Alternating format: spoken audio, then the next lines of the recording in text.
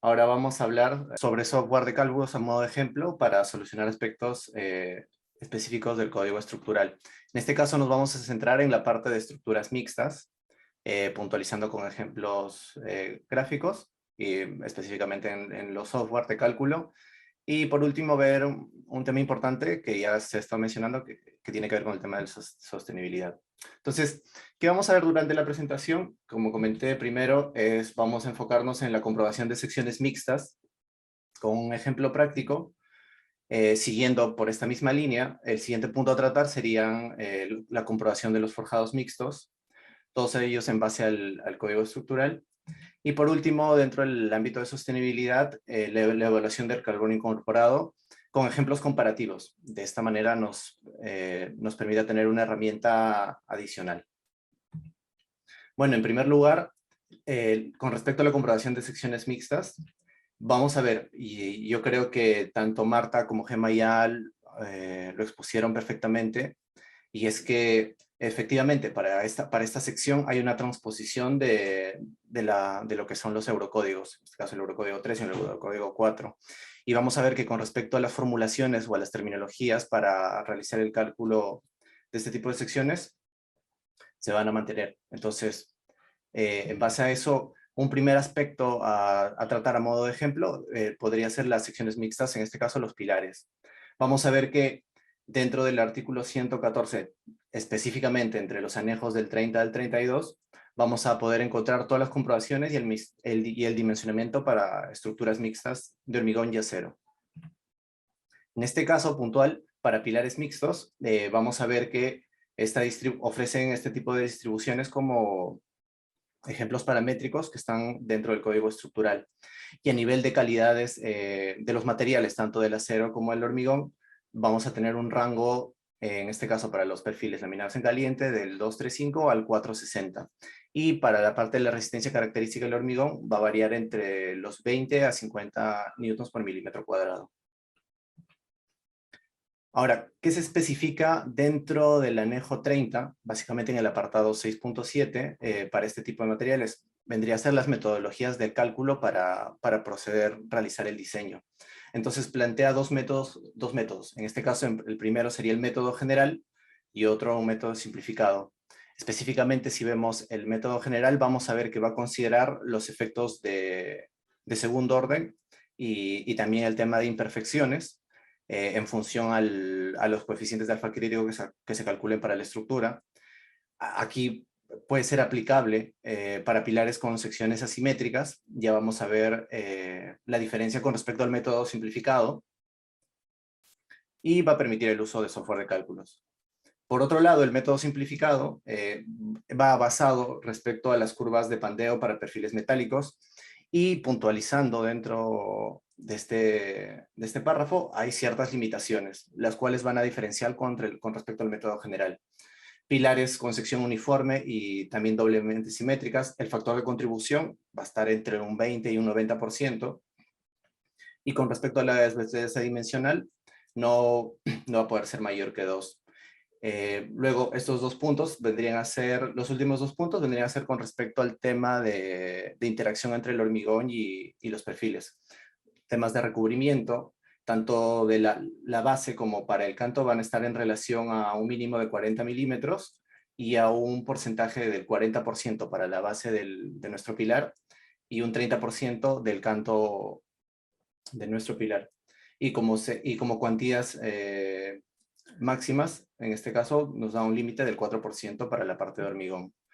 Fundamentos principales de ambos métodos que están planteados dentro del código estructural vendría a ser la interacción entre el hormigón y acero, que va hasta la rotura, y también, bueno, tiene en cuenta el tema de imperfecciones y las tensiones residuales.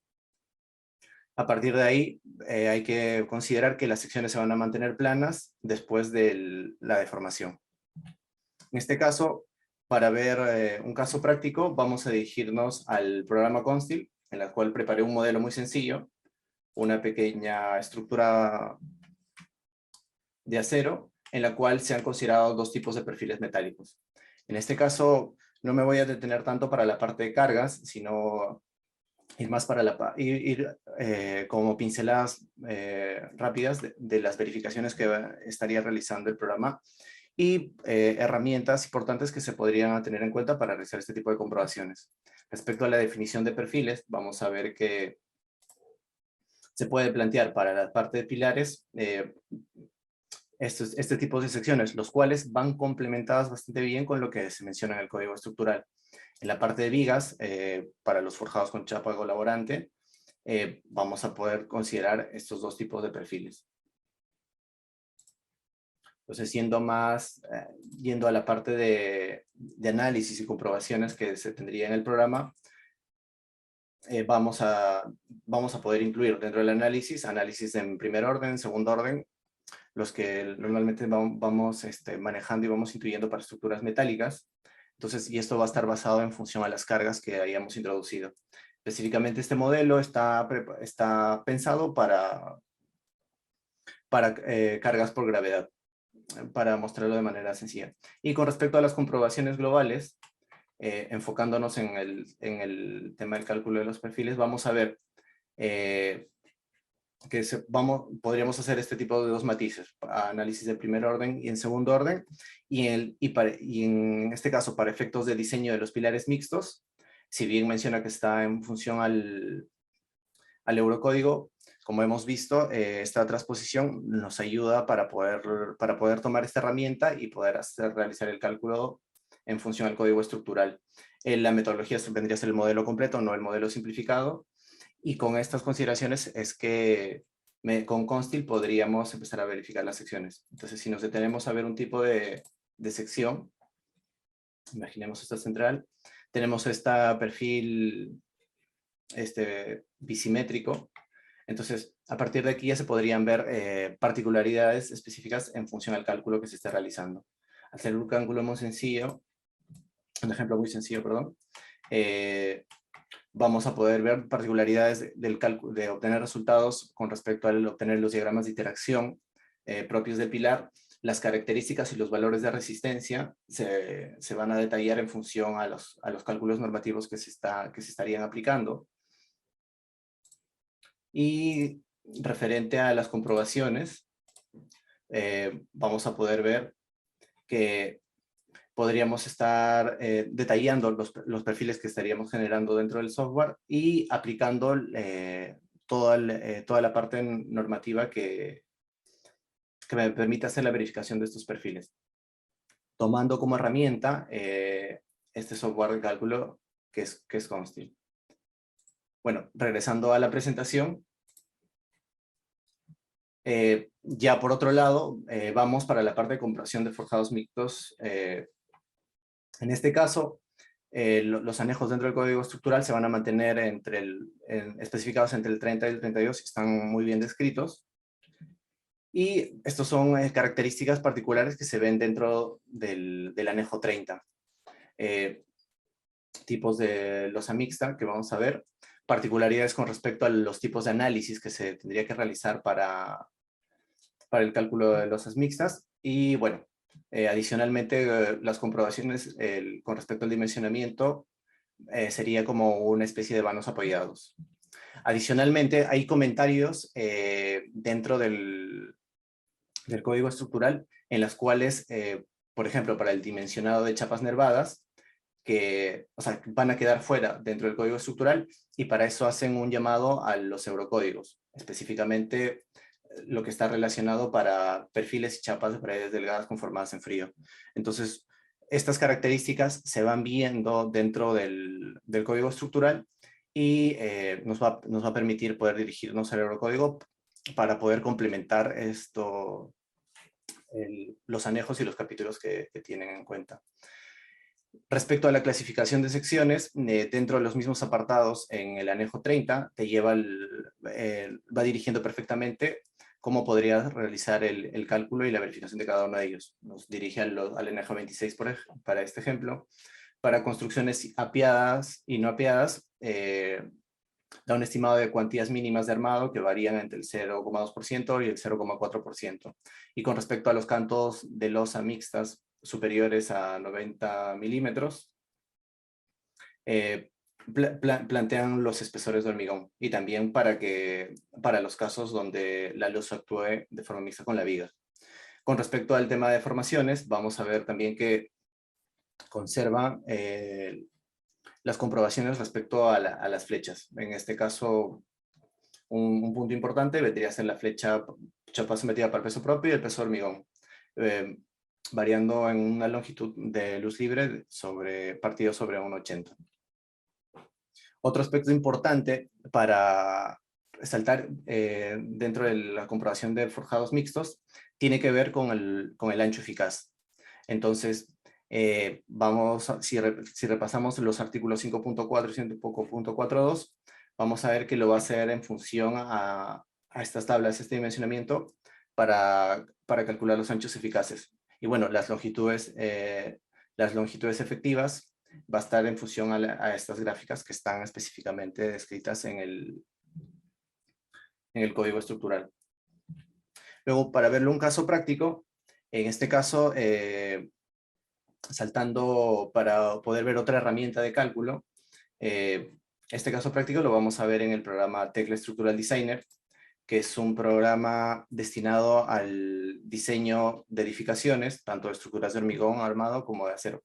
Y en este caso, vamos a tener la misma estructura, sin embargo, la base de nuestro forjado va a ser un forjado mixto. Entonces, con respecto a la parte ya de revisión de resultados, vamos a poder ver, vamos a poder ver las disposiciones que tiene específicamente para este tipo de secciones. Entonces, entrando a detalle en este punto,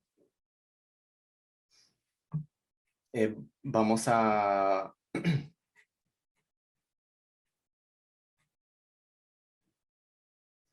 poder ver las diferentes comprobaciones que hace para este tipo. Lo primero, y un aspecto muy importante, vendría a ser con respecto al ancho efectivo, ya que este va a influir diferentes aspectos para la parte de verificación por flexión, cortante, también para la interacción de los conectores con la estructura metálica.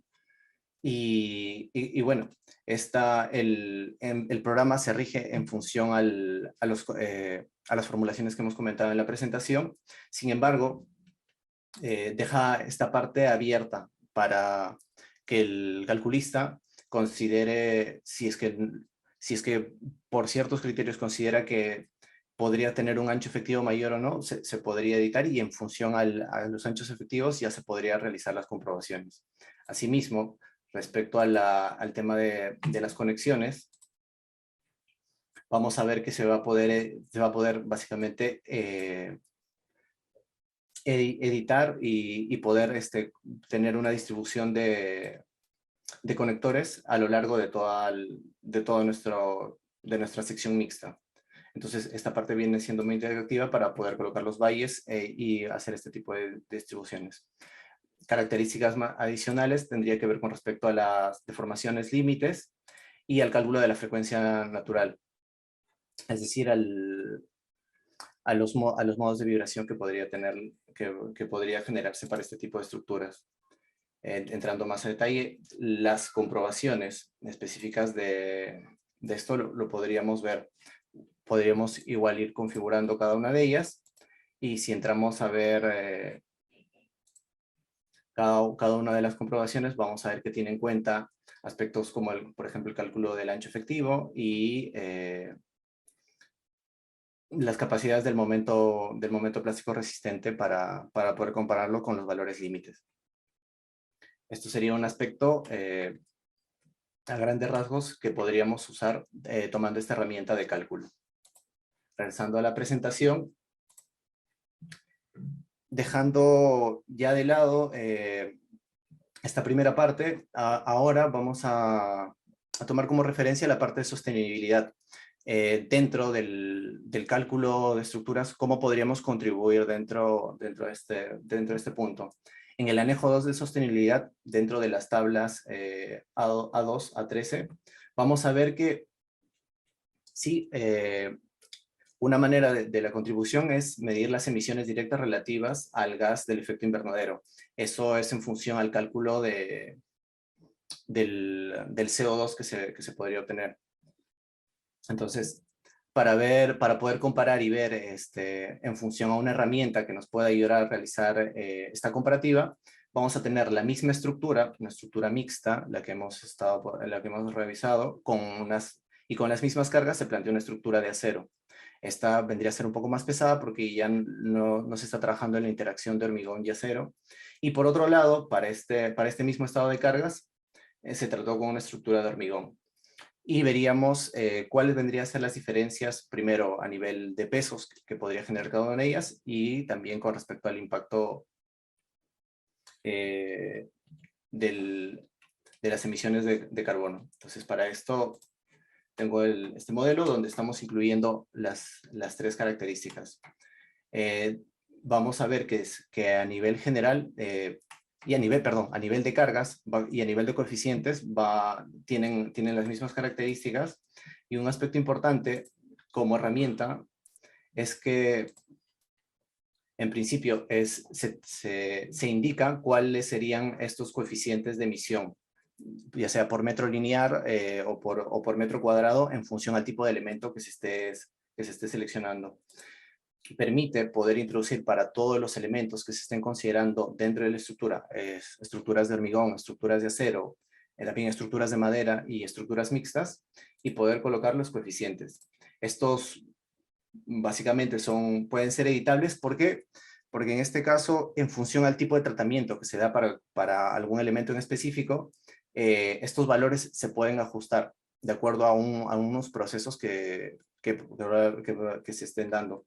Entonces, si en caso y esto se puede localizar, regionalizar de alguna manera, porque si esos datos se mantienen constantes dentro de una región, mediante esta opción se podrían autoguardar en el programa, y siempre que se realice un mismo cálculo en ese tipo de consideraciones, se va a tener en cuenta ese factor.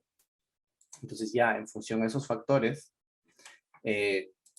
vamos a tener en cuenta estas diferencias. Primero que nada, cuáles serían, en este caso, el carbono total en toneladas de las estructuras que estoy planteando. Estamos alrededor, para estas tres estructuras, de un área de 80 metros cuadrados, alrededor de las 90 toneladas.